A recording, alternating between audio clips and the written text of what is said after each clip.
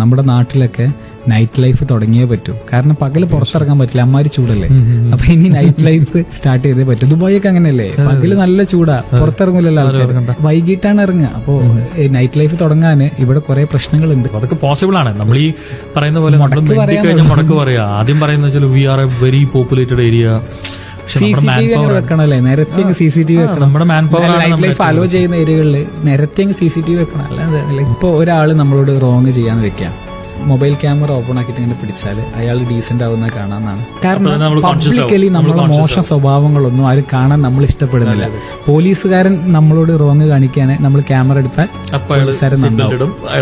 അയാൾ നന്നാകും, അയാൾ തെറി പറയില്ല, അയാൾ ഡീസെന്റ് ആവും. കാരണം എല്ലാവരും പബ്ലിക് സ്ക്രൂട്ടിനെ പേടിക്കുന്നുണ്ട്.